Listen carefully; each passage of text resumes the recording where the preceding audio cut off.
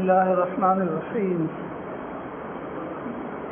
الحمد لله رب العالمين، والصلاة والسلام على سيد الأنبياء والمرسلين، صلى الله عليه وسلم تسليما كثيرا كثيرا. قال تبارك وتعالى في القرآن الكريم: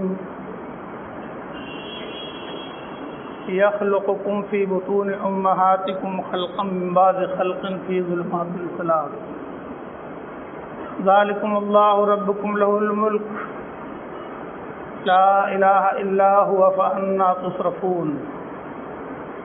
وقال تعالى: والله أخرجكم من بطون أمهاتكم لا تعلمون شيئا وجعل لكم السمع والأبصار والأفئدة لعلكم تشكرون. وقال تعالى: إن الذين آمنوا وعملوا الصالحات كانت لهم جنات الفردوس نزلا خالدين فيها لا يبغون عنها حولا. وقال تعالى: يا أيها الذين آمنوا ادخلوا في السلم كافة ولا تتبعوا خطوات الشيطان إنه لكم عدو مبين. صدق اللہ العظیم. حضرات گرامی، قرآن پاک کی یہ چند آیات آپ کے سامنے پڑھی گئی ہیں. پہلی دو آیتوں میں اللہ تبارک و تعالیٰ نے اپنی قدرت کاملہ کو بیان فرمایا اور انسان کی تخلیق، انسان کی پیدائش کے متعلق یہ بات فرمایا کہ انسان اپنے آپ کو پہچان لے کہ وہ کیا ہے.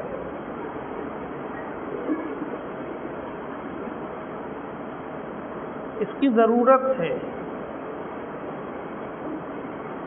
انسان اللہ کی بہترین مخلوق ہے اور اللہ انسانوں کا خالق ہے، تو انسان کو اپنے خالق کو بھی پہچاننا چاہیے اور اپنی مخلوق کی حیثیت کو بھی سامنے رکھنا چاہیے. تبھی انسان کی زندگی صحیح نہج پر گزر سکتی ہے. ورنہ اگر انسان اس عارضی دنیا کے اندر دنیا کی تھوڑی سی چمک دمک، تھوڑی سی روشنی، تھوڑی سی دولت، تھوڑی سی طاقت، تھوڑے وقتوں کے لیے یہ ساری نعمتیں جو اللہ کی طرف سے ملی ہیں ان پر اترانے لگے، غرور کرنے لگے اور اپنے آپ کو سب کچھ سمجھنے لگے تو پھر انسان دائرۂ انسانیت سے باہر ہو جائے گا اور پھر انسان کو اپنے پیدا کرنے والے کی پہچان نہیں آ سکتی. اس لیے بار بار قرآن پاک میں انسان کو اس کی اوقات، اس کی حیثیت، اس کی صلاحیت سب بیان کیا گیا ہے تاکہ انسان سمجھے کہ وہ ہے کیا. اور ہمارے آپ کے آقا مولا رسول اللہ صلی اللہ علیہ وسلم نے بڑی قیمتی بات فرمایا ہے: من عرف نفسہ فقد عرف ربہ. جو خود کو پہچان لیتا ہے وہ اپنے رب کو بھی پہچان لیتا ہے، اور جو خود کو نہیں پہچانتا ہے وہ اپنے مالک کو بھی نہیں پہچانتا. قرآن پاک میں بار بار متوجہ کیا گیا ہے: وفی انفسکم افلا تبصرون. اپنے اندر کیوں نہیں دیکھتے ہو؟ تم ہو کیا؟ تمہاری حیثیت کیا ہے؟ تمہارا وجود کہاں سے ہے؟ تمہاری آخری حد کہاں تک ہے؟ یہ سب تو بیان کیا گیا. بہرحال قرآن پاک کی اس پڑھی ہوئی آیتوں میں پہلی آیت جو آپ نے سماعت فرمایا اس میں اللہ تبارک و تعالیٰ کا ارشاد ہے: یخلقکم فی بطون امہاتکم. وہ تمہاری ماؤں کے پیٹ میں بناتا ہے، پیدا کرتا ہے. وہ تمہیں تمہاری ماؤں کے پیٹ میں پیدا کرتا ہے، یخلقکم فی بطون امہاتکم خلقا من بعد خلق، ایک کے بعد ایک ہی بار یہ داڑھی مونچھ والا انسان ماں کے پیٹ میں نہیں ہوتا، وہ نطفہ سے شروع ہوتا ہے، پھر وہ گوشت کی بوٹی بنتی ہے، پھر اس کے اندر ہڈی لگتی ہے، پھر اس کے اعضا لگتے ہیں، پھر اعضا کے لوازمات لگتے ہیں، آنکھیں ہوتی ہیں، ان کے اوپر بال پلکیں آتی ہیں، یہ سب ایک کے بعد ایک تخلیق اندر میں ہوتی رہتی ہے، فی ظلمات ثلاث، 3 پردوں کے اندر چھپا کر کے، تاکہ خالق کائنات کے اس راز کو کوئی جان نہیں لے کہ اللہ اپنی قدرت کاملہ سے اس چھوٹے سے اندھیرے کارخانے میں انسان جیسی قیمتی مخلوق کو بنا رہا، جہاں باپ کی پہنچ نہیں ہے، ماں کچھ نہیں کر سکتی ہے، وہ اپنے کام میں مگن ہے، جھاڑو دے رہی ہے، آٹا گوندھ رہی ہے، روٹی پکا رہی ہے، اور خالق کائنات انسان کو بنا رہا ہے، اسی عورت کے پیٹ میں بنا رہا جو عورت جھاڑو دے رہی ہے، جو عورت روٹی بیل رہی ہے، جو عورت کھانا پکا رہی ہے، اللہ اس کے پیٹ میں انسان کو بنا رہا، ایک کے بعد ایک، خلقا من بعد خلق، ایک کے بعد ایک بچہ گورا پیدا ہو گیا، کوئی گارنٹی نہیں کہ اگلا بھی ویسے ہی ہوگا، اگلا کالا بھی آ سکتا ہے، ایک موٹا آ گیا، اگلا دبلا بھی آ سکتا ہے، ایک کے بعد وہ ایک کیسا تھا ایسا بنا دے، وہ بنا رہا، 3 پردوں کے اندر۔ اب تو اس کے پردوں پہ، اس کے راز پر سے لوگ پردہ ہٹانے لگے، یہ مشینیں ایجاد کیا ہے جھانکنے کے لیے، تاکنے کے لیے کہ وہاں مرد لڑکا ہے کہ لڑکی ہے، تاکہ ہم اپنی پسند کے مطابق اس کا چوائس کر سکیں کہ ہمیں لڑکی رکھنا کہ لڑکا رکھنا۔ یہ قرآن کو چیلنج ہے، قرآن نے کہا تھا یعلم ما فی الارحام، صرف وہ جانتا ہے کہ ماں کے پیٹ میں کیا ہے۔ 5 چیزوں کے بارے میں اس نے کہا تھا یہ 5 چیزیں صرف اللہ جانتے ہیں، اس میں ایک چیز یہ بھی ہے کہ یعلم ما فی الارحام، ماں کے پیٹ میں کیا ہے وہ جانتا ہے۔ اب انسان نے ڈھول پیٹا کہ ہم بھی جانتے ہیں، ہاں تم اگر جان گئے تو تمہارا نقصان ہوگا، ہم تو نہیں چاہتے تھے، اللہ فرماتے ہیں ہم تو نہیں چاہتے تھے کہ تم جانو کہ وہاں کیا ہے، مگر تم نے جھانکنا شروع کر دیا، اس سے تمہارا نقصان ہوگا۔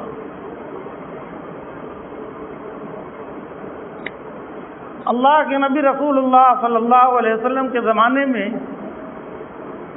کبھی تھوڑے سے کھانے میں بہت سارے لوگوں کو کھانا کھلانا ہوتا تھا، بہت واقعات ایسے آئے، بہت واقعات، تھوڑا سا کھانا ہے اتنے سارے بھوکے ہیں، اور اللہ چاہتا ہے کہ اپنے نبی کے ہاتھ سے اتنے تھوڑے سے کھانے میں سب لوگوں کا پیٹ بھر جائے،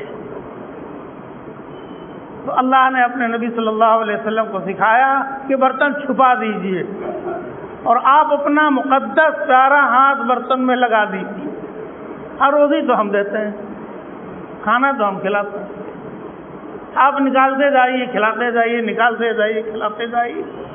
بہت سے واقعات ہوئے ہیں، تھوڑے سے کھانے میں 80 آدمیوں نے بھرپیٹ کھانا کھا لیا، اور جب برتن کھولا گیا تو جتنا کھانا گھر والے نے پکایا تو سب تو وہیں رکھا ہے، کس نے کھلایا، کہاں سے کھلایا؟ اللہ نے کھلایا، اللہ نے اس راز پہ پردہ رکھا۔ نبی اس کو چھپا کے رکھیے گا، کسی کو مت دکھلائیے گا، خود بھی مت دیکھیے گا، اور ہاتھ اندر لے جائیے گا، کھانا باہر لائیے گا، کھلا دیں گے ہم۔ اور اگر کوئی کہتا ذرا نبی صاحب کھول کے تو دیکھیے، تب تو پھر وہ وہیں رک جاتا، پھر کھانا آدھے لوگ بھوکے رہ جاتے۔ یہ رازہائے سربستہ اللہ کے ہیں، اس طرف سے پردہ اٹھانا کبھی بھی انسان کے لیے مناسب اور اچھا نہیں۔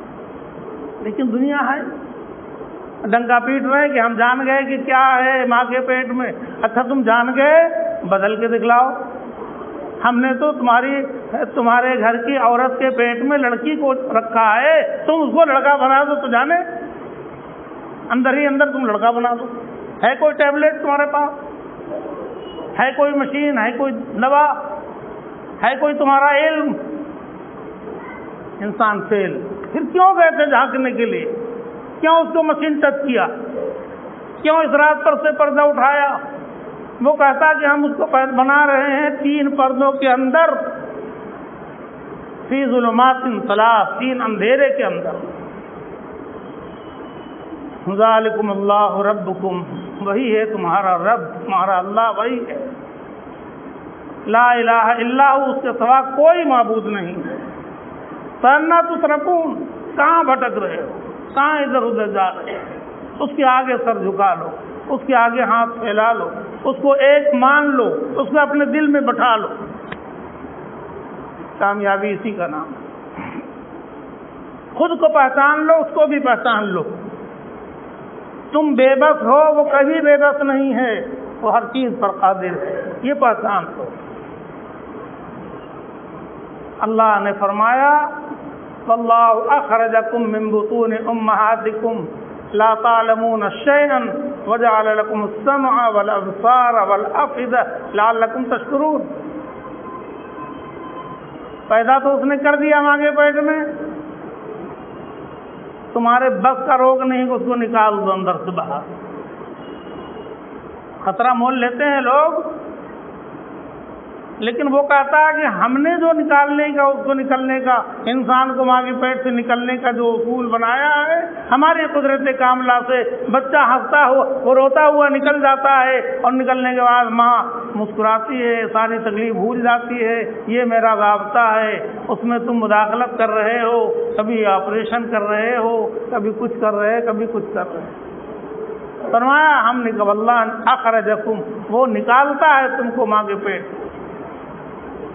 لا تعلمون شیئا، تم کچھ نہیں جانتے ہو۔ میں چیلنج ہے نا اللہ کی طرف سے، لا تعلمون شیئا، تم کچھ نہیں جانتے ہو۔ انسان کہتا ہم سب کچھ جانتے ہیں۔ انسان کیا کہتا ہے؟ ہم سب کچھ جانتے ہیں۔ یہ اللہ کو چیلنج ہے۔ اللہ کہتا لا تعلمون شیئا، تم کچھ نہیں جانتے۔ اس کو بھی مخاطب کیا جس کو اللہ نے پیدا کر کے باہر نکال دیا دنیا کے اندر، اس کو بھی کہا کہ تم کچھ نہیں جانتے، اور اسی میں اس نے چیلنج کر دیا ساری دنیا کو کہ تم کچھ نہیں جانتے ہو، اس کے وہاں بنانے اور اس کو نکالنے کا طریقہ۔ اب دیکھو تمہارے پاس جاننے کا کچھ انتظام تھا، اس اعتبار سے اللہ نے بتایا کہ تم سے اچھے یہ پرندے ہیں جو پیدا ہوتے ہی اپنے ماں کو پہچان لیتے ہیں۔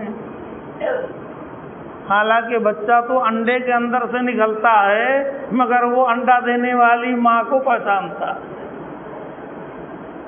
ہے نا، وہ چھوڑ کے نہیں بھاگتا، اس کے پاس رہتا۔ تم کچھ نہیں جانتے ہو، لیکن وہ پھر تمہاری پہچان کرواتا ہے، اور اس نے پہچان کرنے اور جاننے کا سامان تمہارے ساتھ لگا دیا ہے۔ اگر یہ کان نہ ہو انسان کچھ نہیں سن سکتا ہے، یہ جاننے کا ایک ذریعہ ہے۔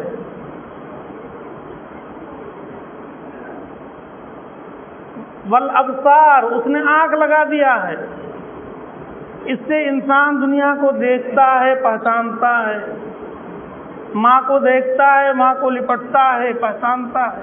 یہ پہچاننے کا سامان کس نے لگایا؟ کان کس نے لگایا؟ آنکھ کس نے لگائی؟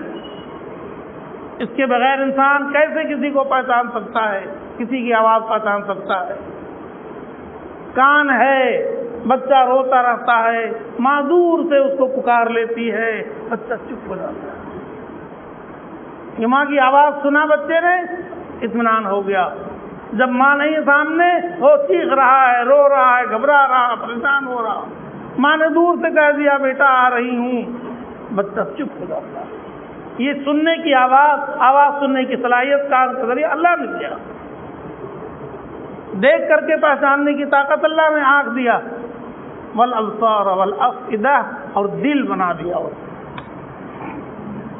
سب کچھ دینے کے بعد بھی اگر دل ہی غائب ہو جائے تو پھر انسان کا وجود کس معنی کے اعتبار کیا؟ دل بھی لگا دیا۔ لعلکم تشکرون، بس اس مالک نے ایک ہی مطالبہ کیا ہے کہ میری نعمتوں کو تم گن تو سکتے نہیں، میں نے 2-3 چیز تو اس بات میں بتایا ہے تمہارے لیے کہ تم کو میں نے یہ دیا ہے، تم سے مطالبہ ہے کہ تم اللہ کا شکر ادا کرو، تم اللہ کا شکر ادا کرو۔ بندہ وہ بھی نہیں کر سکتا۔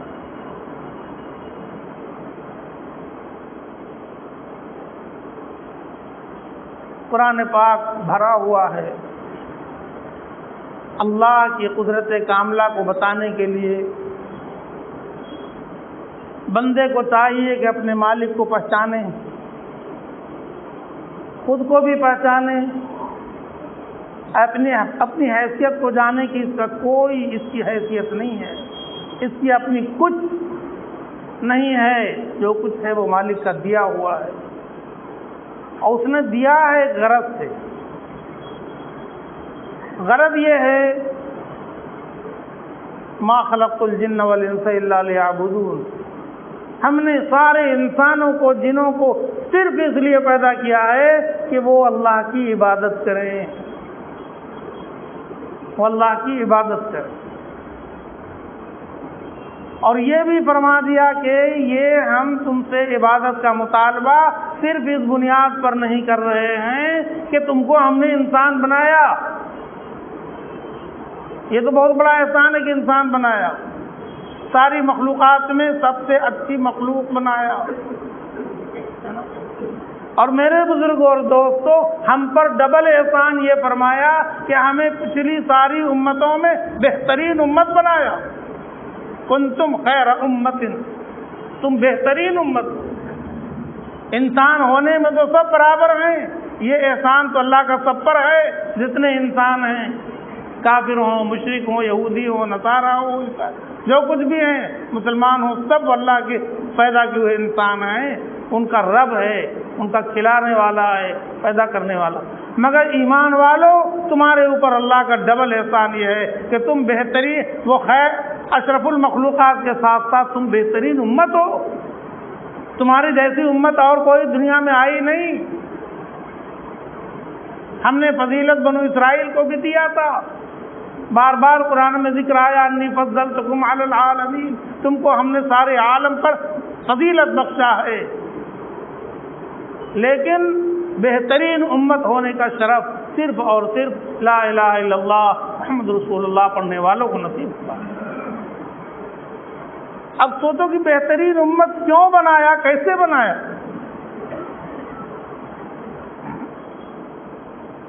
کہا جس نبی کی پیروی کرتے ہو وہ نبی سارے نبیوں میں بہترین نبی ہے، اس لیے لا محالہ اس نبی کی پیروی کرنے والا پچھلی ساری امتوں میں بہترین امت ہو۔ اب اس کو قرآن میں صنف کے طور پر دے دیا، کنتم خیر امت، تم بہترین امت ہو، اور تمہارا مشن، تمہاری ڈیوٹی، تمہاری ذمہ داری، تمہارا کام سب متعین کر دیا گیا۔ تم خود کے لیے جیتے نہیں ہو، تم صرف اپنے کھانے کے لیے نہیں پیدا ہوئے ہو، تم صرف اپنے راحت و آرام کے لیے نہیں زندگی گزار رہے ہو، تمہاری زندگی کا مشن ہے کہ تمہارے سکھ میں دکھ میں دوسرے شامل ہو جائیں، تم دوسروں کو شامل کرو۔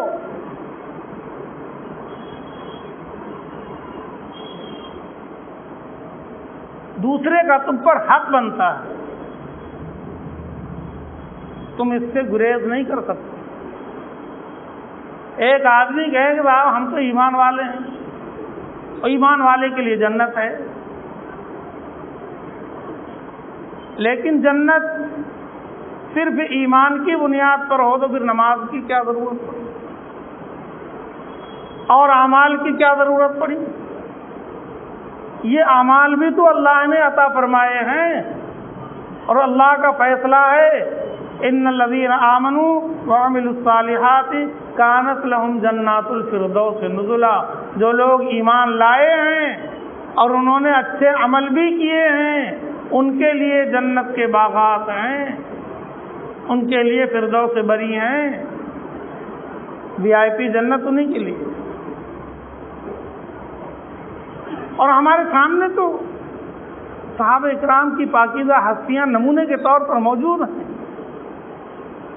یہ صرف کہ ہم ایمان والے ہیں، ہم کلمہ پڑھتے ہیں، ہمارا نام عبداللہ عبد الرحمن ہے، اس بنیاد پر ہمارا سارا مسئلہ حل ہو جائے گا، ہمیں کوئی عمل کرنے کی ضرورت نہیں ہے، یہ بہت بڑی بھول ہے، اپنی زندگی سے دھوکہ ہے، اپنی زندگی سے دھوکہ۔ اعمال کی درستگی ہر ایک ایمان والے کے لیے ضروری ہے۔ اگر صرف ایمان پر کام چل جاتا تو آپ غور فرما لیں کہ حضرت بلال رضی اللہ عنہ جیسا ایمان دنیا کی ساری مصیبتوں کو انہوں نے ایک طرف کر دیا اور احد احد کا نعرہ اپنے لیے پسند کر لیا، اللہ ایک ہے، اللہ ایک ہے، اللہ ایک ہے، اس کے علاوہ کچھ نہیں۔ تو اللہ کہتا کہ میرے بلال نے بڑا پکا ایمان لایا ہے، دھوپ کے سلسلاتی دھوپ میں گرم گرم پتھر پر لیٹ کر کوڑے کھا رہا ہے، مگر وہ اللہ احد کے علاوہ کچھ نہیں بول رہا ہے۔ اے بلال تجھے ایک وقت کی نماز پڑھنا نہیں، اے بلال تجھے ایک دن کا روزہ رکھنا نہیں، اے بلال تجھے اور کچھ نہیں کرنا، بس تو میرے پاس آ، ہم تیرے لیے جنت میں بہت بہترین VIP جنت بنا کے رکھے ہیں۔ ایسا ہے کیا؟ ایسا ہوا کیا؟ اسی بلال کو مسجد نبوی کا مؤذن بھی بنایا گیا، نماز تو پڑھنا ہی پڑھنا ہے بلال، اور ان کو بلانا بھی ہے، ان کو بلانا بھی ہے جو باہر بیٹھے ہیں۔ اب بتائیے ڈیوٹی پر ڈیوٹی لگی کہ نہیں لگی؟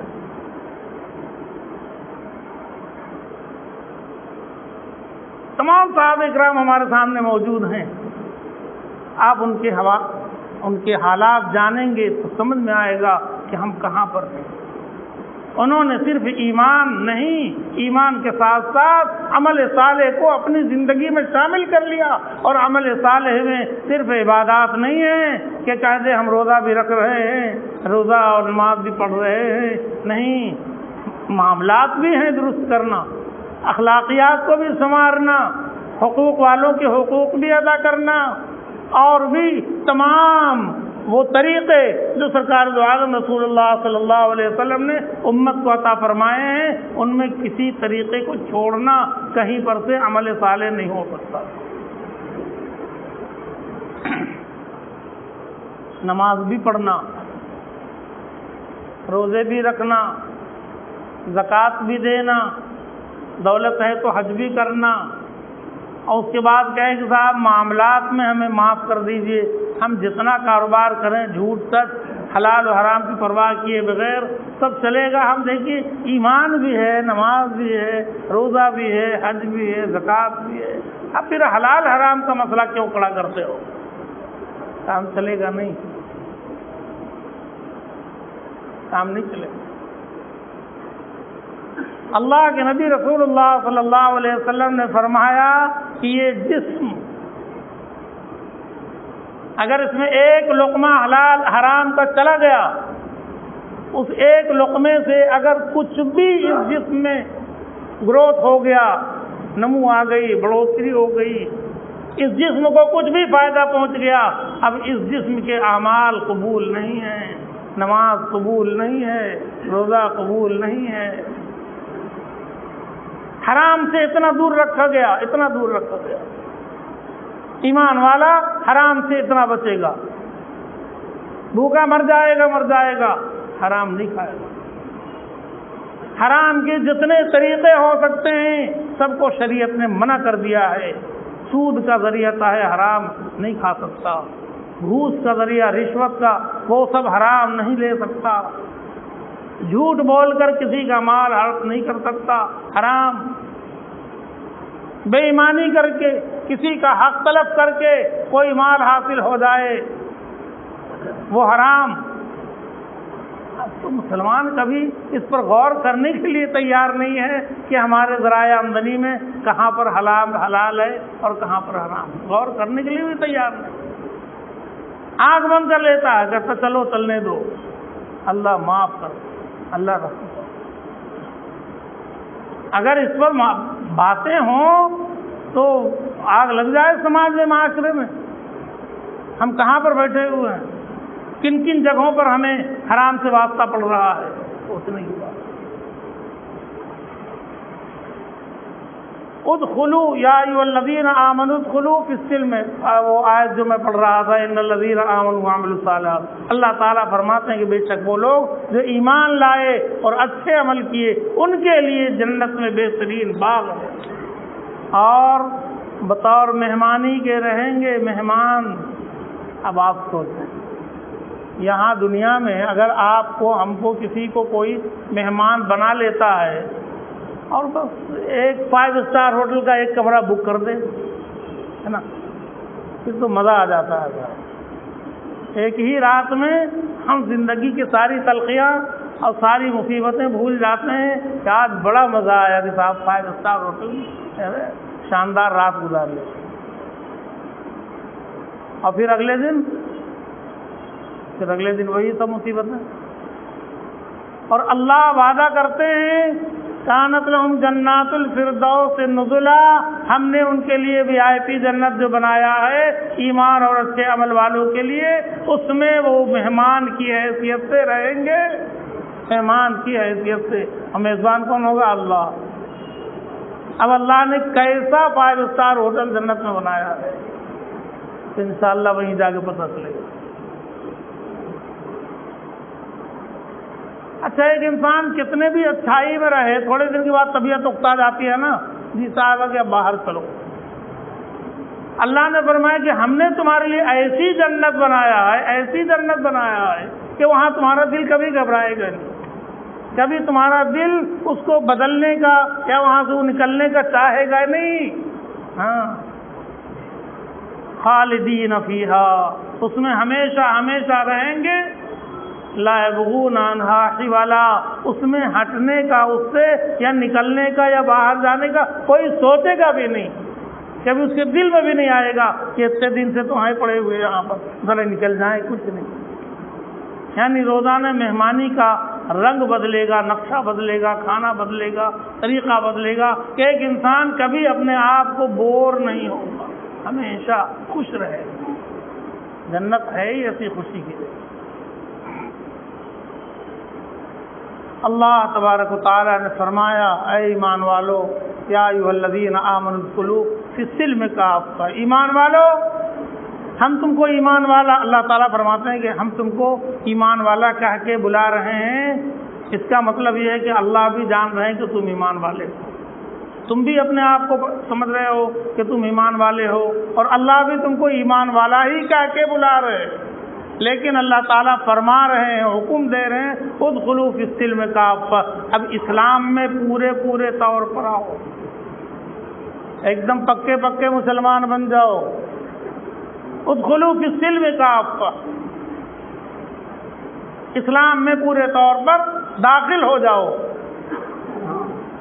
اب تمہیں سوچنا ہے کہ کیا چیز اسلام ہے اور کیا چیز اسلام سے باہر ہے، ہمیں باہر والی چیزوں کو باہر کر دینا اور اسلام والی چیزوں کو اپنے اندر کر لینا، یہ ہم میں سے ہر ایک کی ذمہ داری بنتی ہے، قرآن پاک کا حکم، کوئی مشکل نہیں۔ دنیا کا ہر ایک طریقہ جانا پہچانا ہے کہ یہ طریقہ اسلام کا ہے اور یہ طریقہ یہودیوں کا ہے، ہمیں اچھا نہیں لگے گا کہ ہم یہ جان کر بھی یہودیوں کا طریقہ اپنی زندگی میں لے آئیں۔ ہمیں سب کو پتہ ہے کہ کون سی شادی اسلامی شادی ہوتی ہے اور کون سی یہودیوں کی ساتھ شادی ہوتی ہے۔ ہم جان بوجھ کر اسلامی شادی کو دقیانوسی شادی سمجھ کر کنارے لگا دیں اور یہودیوں کی چمک دمک والی شادیوں کو اچھا سمجھ کر اپنی زندگی میں لے آئیں۔ یہ اچھا نہیں لگے گا۔ ادخلوا فی السلم کافہ کا مطلب یہ ہے کہ تمہاری زندگی کا ہر عمل اسلام کی روشنی میں منور ہو، اسلام کی روشنی میں ہو تمہاری زندگی کا ہر عمل، حتیٰ کہ تمہارا لباس بھی، تمہارا کھانا پینا بھی، تمہاری شادی بیاہ بھی، تمہاری تعلیمات بھی، تمہارے کاروبار بھی، تمہارے معاملات بھی، تمہارے اخلاقیات بھی، یہ سب چیز اسلامی ہونے چاہیے۔ آدھا تیتر آدھا بٹیر یہاں بھی نہیں چلتا، وہاں بھی نہیں چلے گا۔ وہ کہے گا ہم نے اپنے نبی کو تمہارے لیے نمونہ بنایا تھا، لقد کان لکم فی رسول اللہ اسوۃ حسنہ، بے شک تمہارے رسول کے اندر تمہاری زندگی کا بہترین نمونہ موجود ہے، تو تم اپنے نبی کا طریقہ چھوڑ کر، ان کا نمونہ چھوڑ کر تم کس کے طریقے کو پیار کرتے تھے، کس کے طریقے سے لگاؤ رکھتے تھے اور کس کے طریقے کو اپنی زندگی میں لاتے تھے؟ بتاؤ۔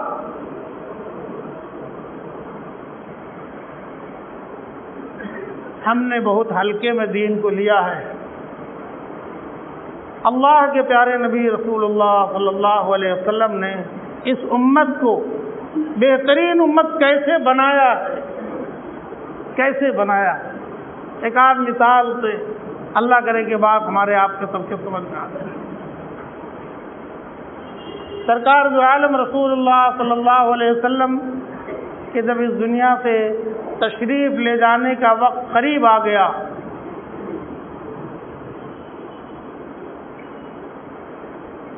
آپ کی ایک تمنا تھی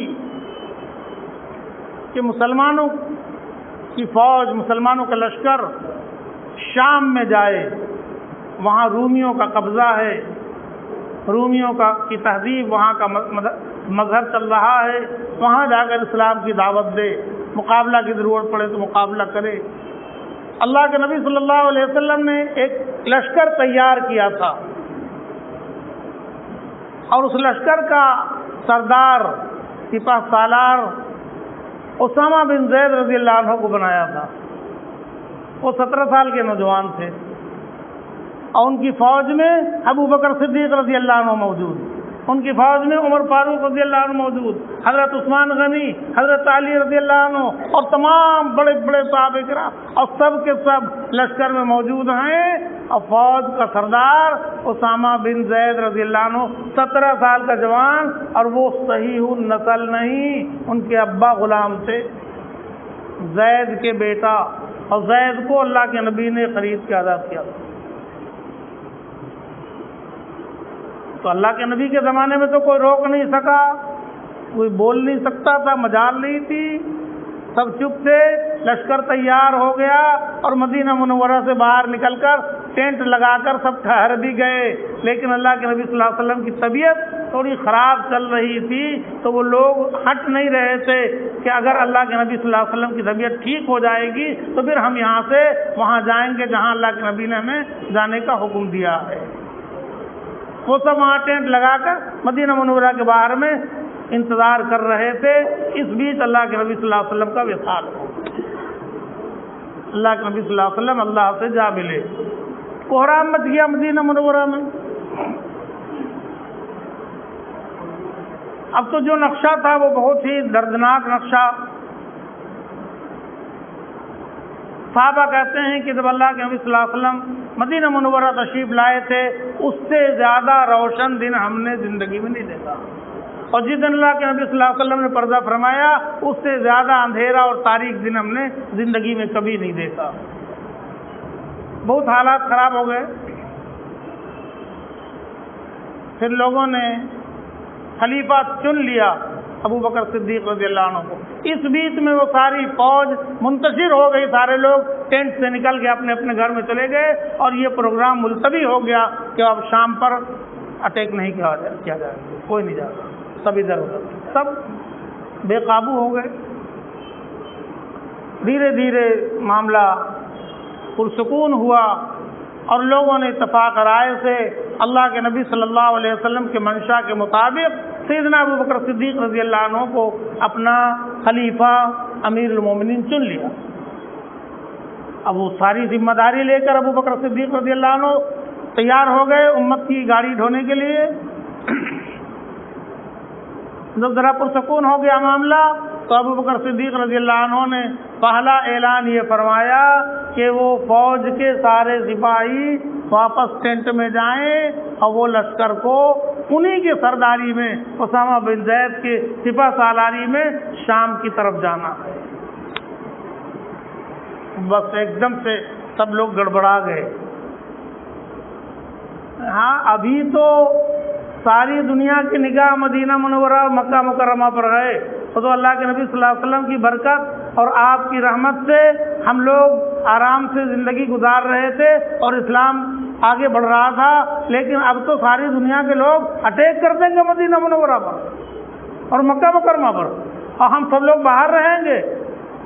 کون بچائے گا عورتوں کو؟ ہاں ایک دم واویلا مچ گیا مدینہ منورہ میں.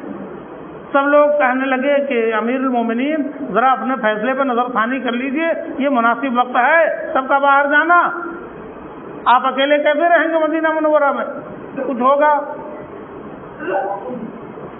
یہ ایمان تھا ابوبکر صدیق رضی اللہ عنہ کا. انہوں نے کہا کہ وہ لشکر جائے گا اور سب کو جانا.